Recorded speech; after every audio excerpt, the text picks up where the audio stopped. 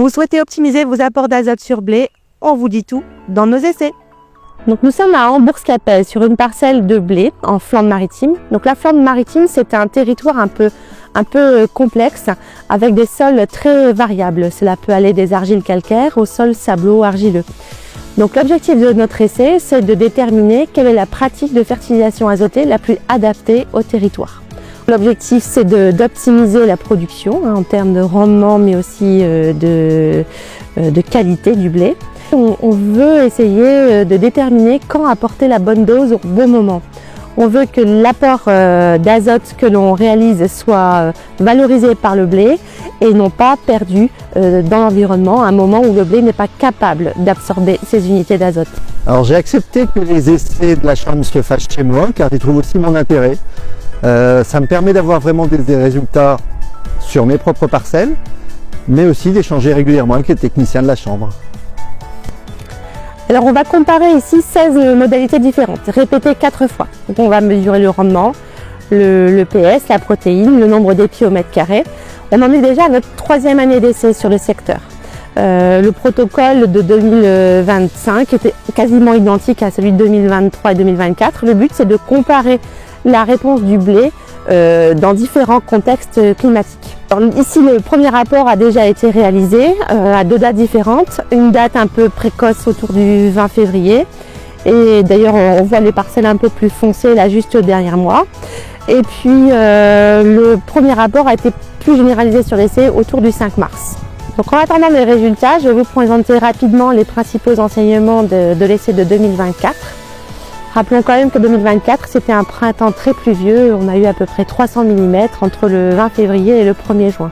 Donc tous nos apports avaient été plutôt bien valorisés par la pluie. Donc la dose bilan, la dose X, était évaluée par la méthode du bilan à 235 unités. Donc c'était une dose assez élevée compte tenu d'un précédent lin textile et d'un reliquat fin d'hiver assez faible, 30 unités. Le premier enseignement, c'est que la courbe de réponse à l'azote est une courbe de réponse classique. Plus on amène d'azote par rapport à la dose X de 235 unités et plus le rendement va augmenter.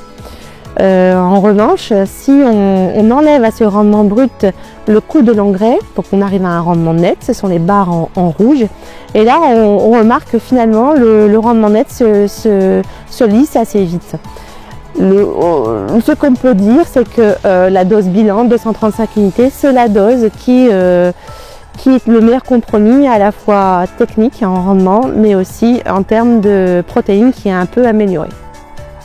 Le deuxième enseignement de cet essai, c'est qu'en termes de fractionnement, que l'on fasse 2, 3 ou 4 apports, au final, le rendement obtenu est à peu près similaire. La seule modalité qui est un peu pénalisée, c'est celle de l'impasse au talage. On remarque aussi que amener l'engrais tôt et fort, 80 unités plutôt dans l'essai, eh bien on a pénalisé la teneur en protéines.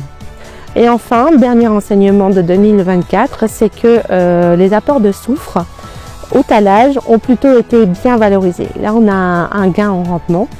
C'est d'ailleurs ce qui correspond aux préconisations qu'on peut faire quand l'automne et l'hiver sont pluvieux et que les apports en matière organique sont un peu moins fréquents. En revanche, le phosphore à 40 ou 80 unités n'ont pas été valorisés dans cet essai. Alors je vous donne rendez-vous dès cet automne pour les résultats de l'essai 2025. En attendant, n'hésitez pas à contacter la Chambre d'agriculture et vos conseillers de secteur GEDA.